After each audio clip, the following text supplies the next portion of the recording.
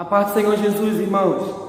Nesse momento aqui a gente vai estar só aprendendo um pouco mais sobre as lições da EBD, né? Lá do Betel, da igreja de Campo Grande, da Matriz, do EPEV. Vou estar fazendo mais uma oração que eu já fiz, mas vou estar fazendo outra oração bem pequena. Os irmãos possam aí estar se ligando ao trono de Deus. É a lição, irmãos, 7, e vai falar sobre a confiança em tempo de aflição.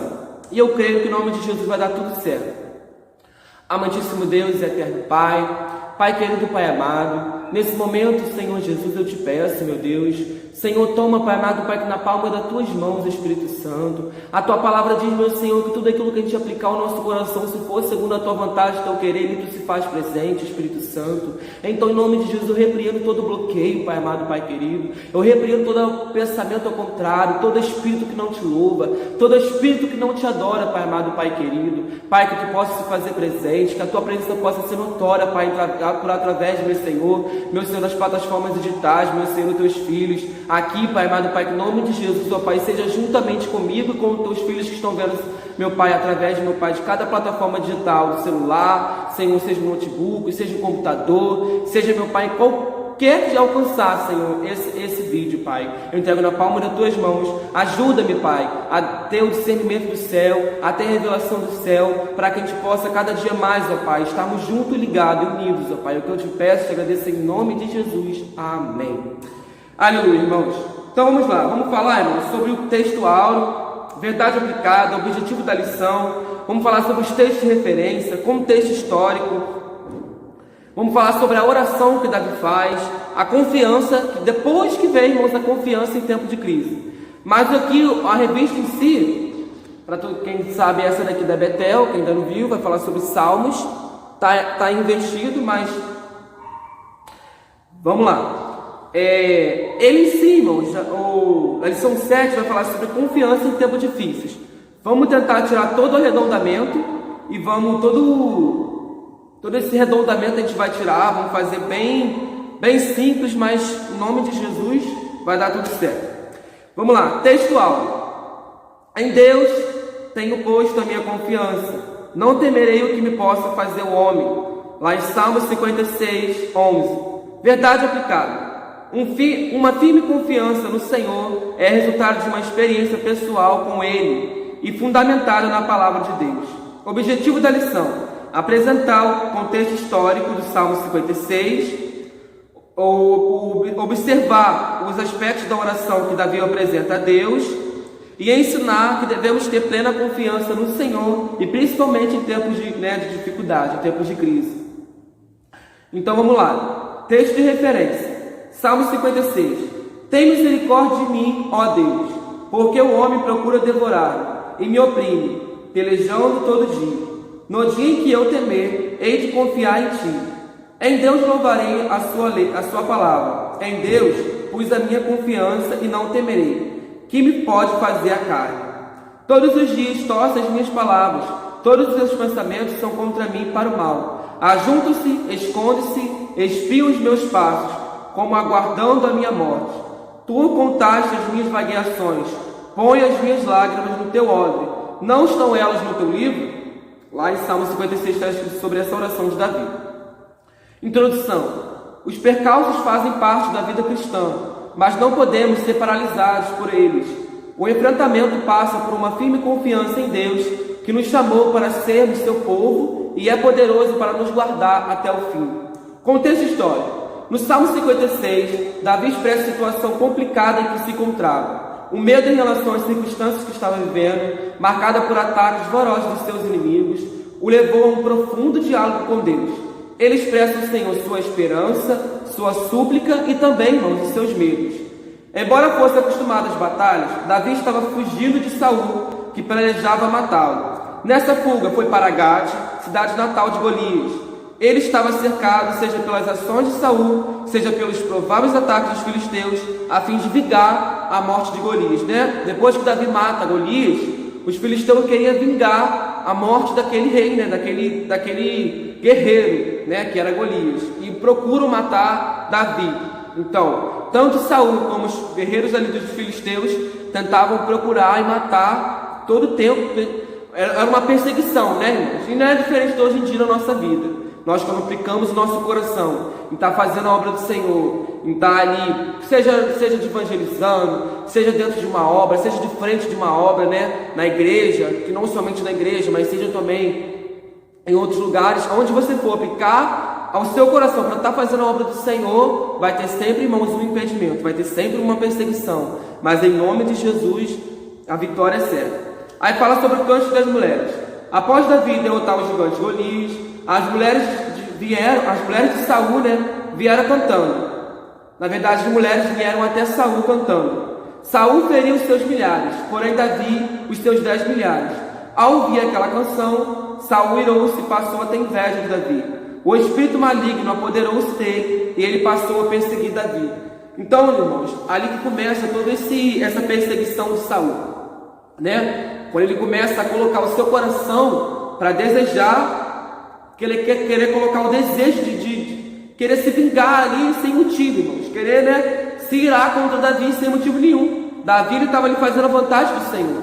Davi estava ali tentando, irmãos, se firmar ali com o Senhor, tentando fazer um plano que o Senhor colocou para ele estar fazendo, né? Cumprindo os mandamentos do Senhor, cumprindo aquilo que o desejo que o Senhor colocou no coração dele. Só que aí vem, irmãos, quando a gente está fazendo a obra do Senhor, é por isso que a gente tem que tomar cuidado, porque vem as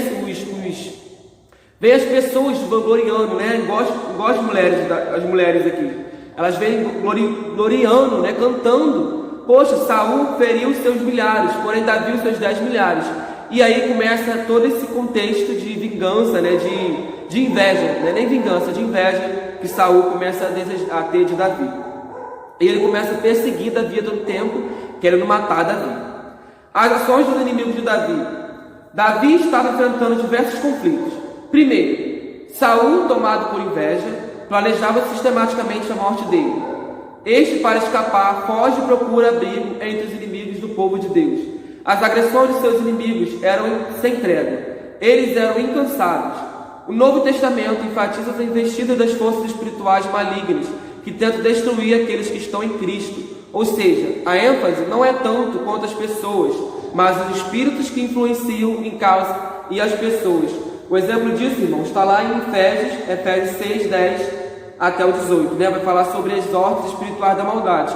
Quem não pegou, não sabe sobre isso aí, vai lá em Efésios 6 que vocês vão ver. Vai falar sobre as nossas lutas, não é contra a carne, não é contra sangue.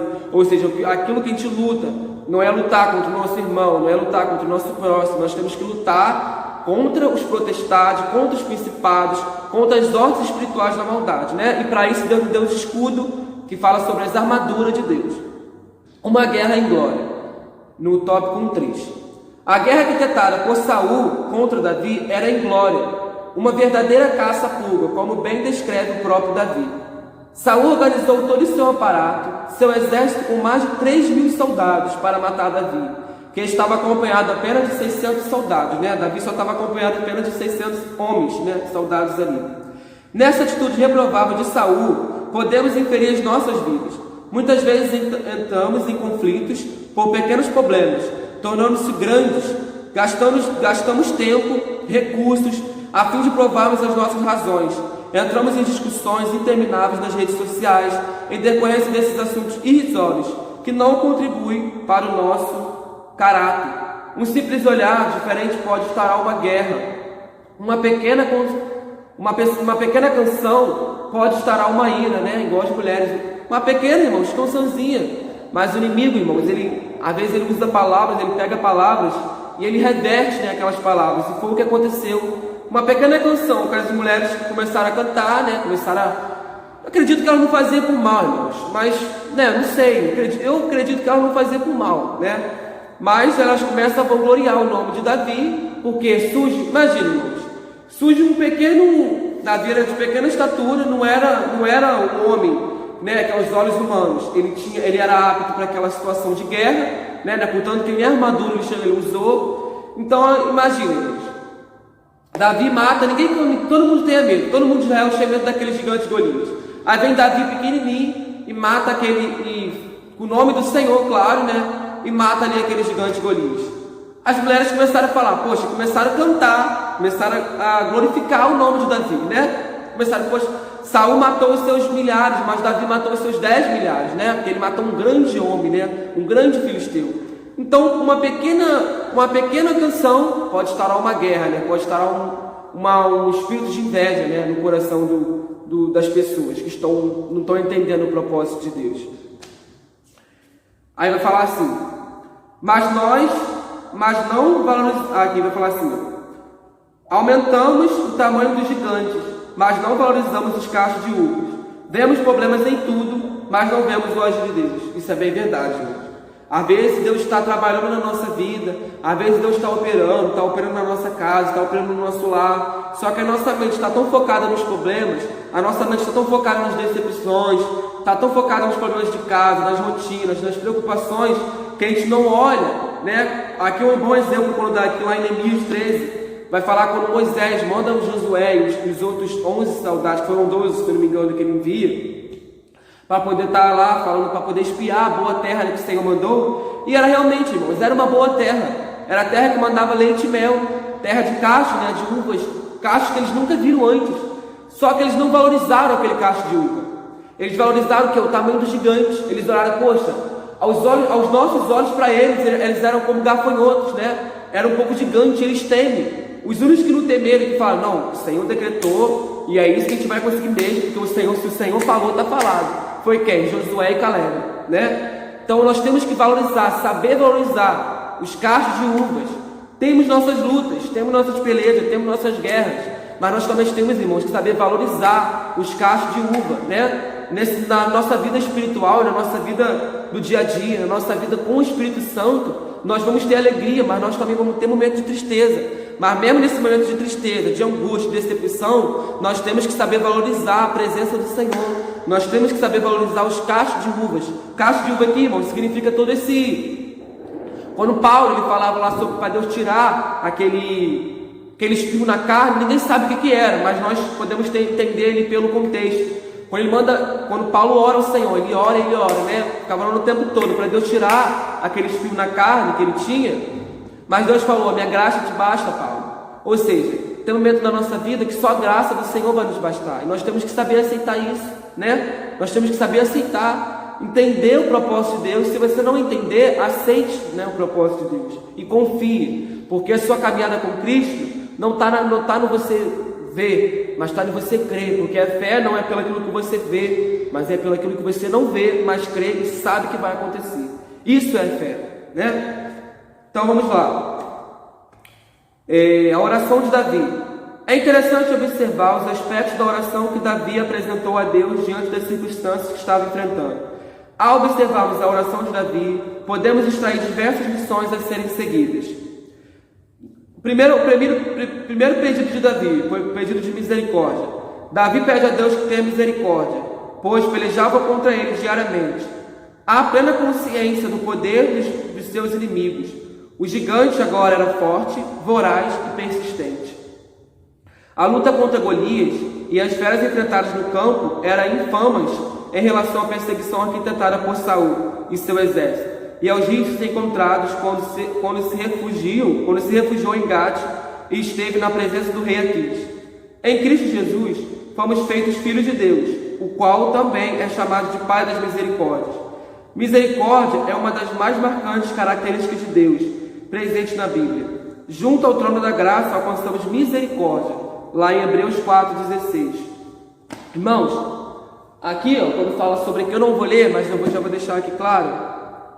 Está lá em Salmos, esse contexto está em essa lição que a gente está estudando, a lição 7, está no Salmo 56, mas também está também no 1 Samuel 27, quando Davi vai ter outra vez com Aquis. Então todo esse contexto está baseado lá em 1 Samuel 27, para os irmãos poderem, se quiser, depois lá ler.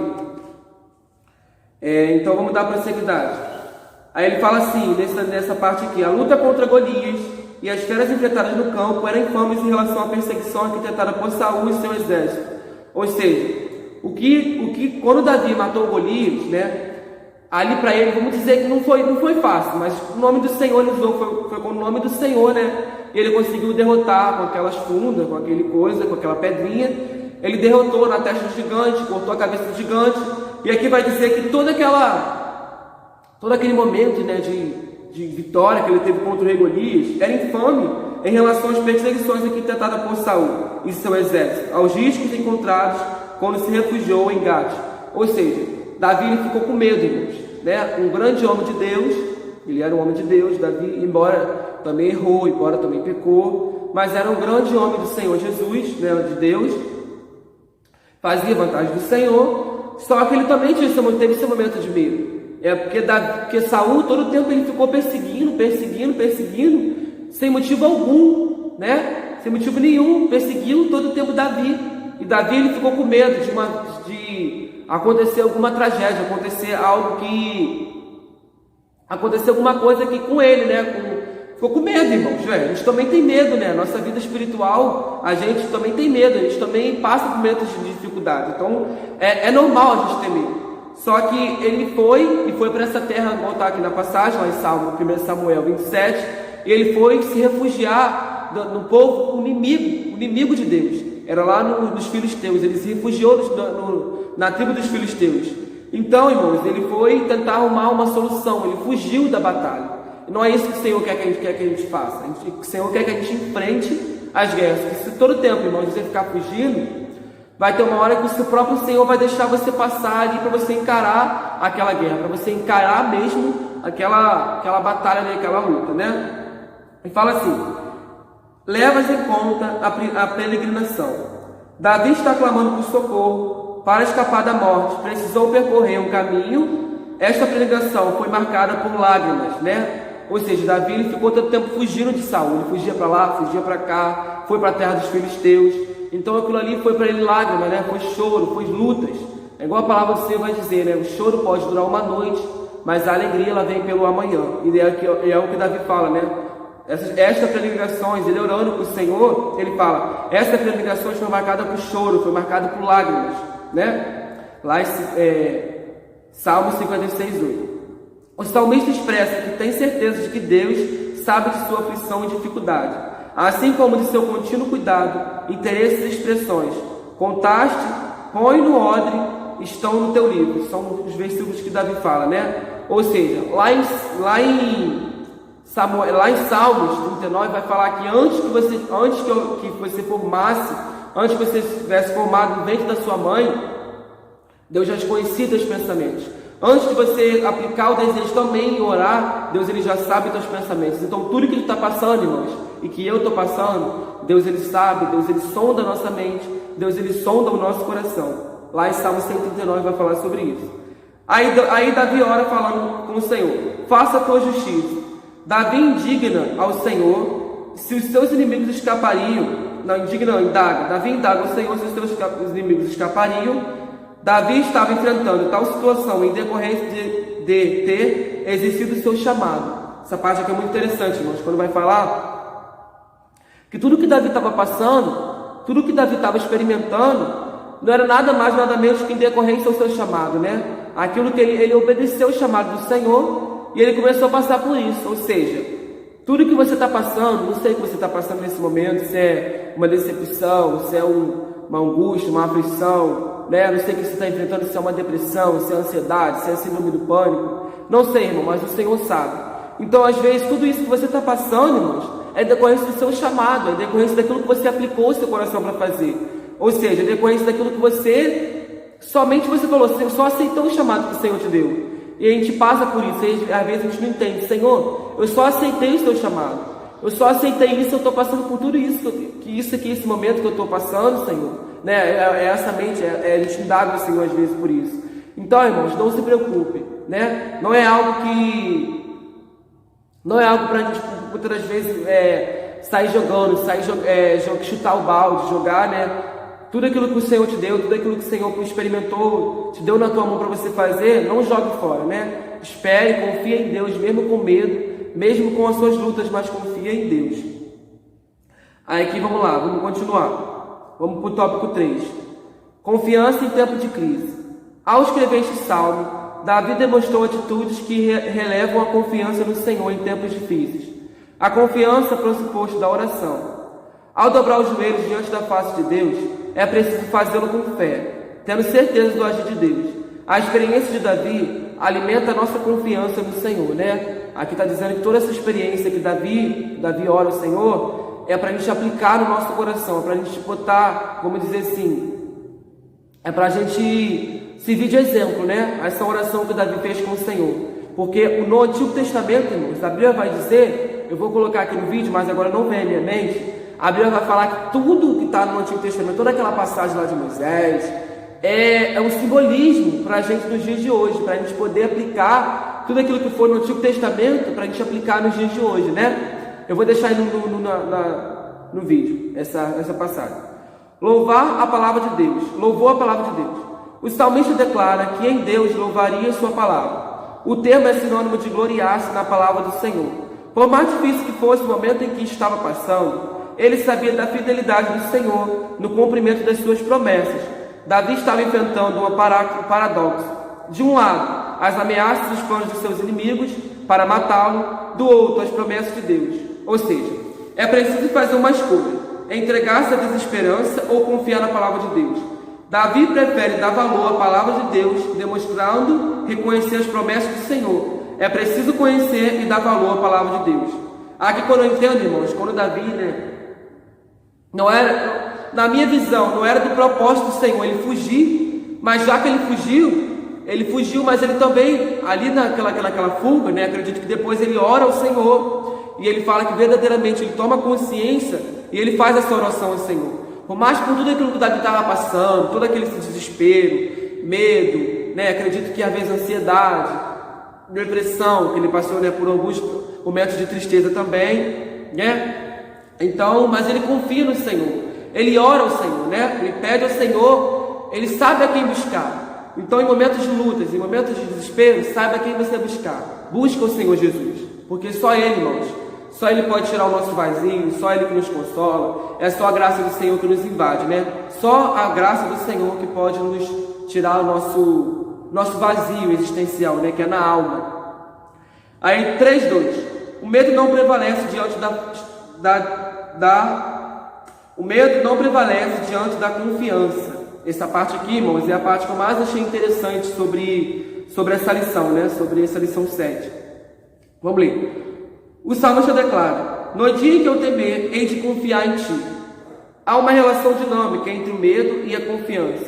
Sinto medo e por isso preciso reagir. Porém, de que forma, A gente às vezes fica pensando: poxa, eu estou com medo, mas como que eu vou lutar? Como que eu vou guiar? Estou sem saber o que fazer, não sei para onde ir. Mas aqui vai dizer como que a gente pode ter essa reação. A reação poderia ser a de Elias, esconder-se na caverna, Poderia retroceder, como fizeram os israelitas quando ouviram acerca dos gigantes que habitavam em Canaã. E também, só que Davi, o que Davi faz? Porém, o salmista, ao deparar-se com esta situação, sobrepôs por meio da confiança em Deus. Ele botou a sua confiança em Deus, teve medo. Aqui ele vai dizer assim: o medo faz parte do ser humano. Quem é que não tem medo? Por exemplo, eu, irmãos, tenho muito medo, medo, seja às vezes é pouco, seja às vezes medo de algumas coisas. Cada um tem o seu lado de medo. E aqui vai dizer assim: temos medo do futuro, do desemprego, das doenças, da violência, de enfrentar os nossos projetos, de assumir o nosso chamado, medo de poder impedir o nosso crescimento, e por isso precisamos superá-lo. Em vários momentos Jesus disse para que a gente não tivesse medo. Lá em Filipenses 4, quando Paulo diz, quando ele exorta e fala sobre para a gente não ter demasiada inquietação, lá em Filipenses 4, 6 e 7, vai falar que Paulo não, para a gente não colocar, lançar os nossos medos, lançar a nossa ansiedade, porque o Senhor Jesus, ele tem cuidado de nós, Que a nossa confiança no Senhor nos mova a oração com gratidão, e assim desfrutamos da paz de Deus, ainda que as circunstâncias sejam contrárias, Conclusão: que o Espírito Santo nos ajude a conservarmos uma firme confiança no Senhor, mesmo diante de tantos desafios, e prosseguimos na jornada cristã, sabendo que os propósitos de Deus prevalecerão na vida do seu povo. Romanos 8, 28 até o 31 vai falar sobre isso aí. Eu quero ler para os irmãos. Só para a gente encerrar, para a gente fechar. Que diremos, pois, a estas coisas? Se Deus é por nós, quem será contra nós? Aquele que nem mesmo a seu próprio Filho poupou, antes o entregou por todos nós, como nos dará também com ele todas as coisas? Quem tentará acusações contra os escolhidos de Deus?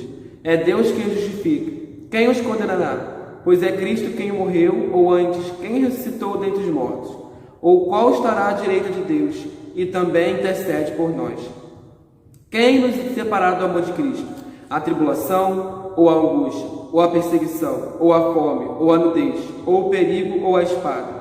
Como está escrito: por amor de ti somos entregues à morte todo dia, fomos reputados como ovelhas para o matadouro. Mas em todas essas coisas somos mais do que vencedores por aquele que nos amou. Porque estou certo de que nem a morte, nem a vida, nem os anjos, nem os principados, nem as potestades, nem o presente, nem o porvir, nem a altura, nem a profundidade, nem alguma outra criatura nos separará do amor de Deus, né? Do amor de Deus que está em Cristo Jesus. Ou seja, irmãos, nada te pode separar do amor de Deus. Nem a perseguição, nem a altura, nem a profundidade, nem a luta, nem a prova, nem a desconfiança. Nada, irmãos. Nada te pode separar do amor de Jesus. Nada que você fez e que você faça te separar do amor dele. Só basta a gente se arrepender de todo o nosso coração e estarmos ali firmes, né? Luta a gente vai ter, perseguição a gente vai ter, não vai ser poucas, vai ser muitas, mas o Senhor está conosco em todo o tempo. Irmãos, eu quero agradecer, irmãos, por você que chegou até aqui comigo, né? É uma lição, assim, bem simples, mas é algo que a gente tem que aplicar todo dia na nossa vida. Espero que você tenha, o Espírito Santo tenha falado do seu coração. Esse vídeo foi um pouquinho difícil de fazer, se os irmãos puderem compreender, mas eu espero que também na próxima vez a gente pode estar desenvolvendo mais aí o vídeo. Um beijão, fiquem com Jesus. Tchau, tchau.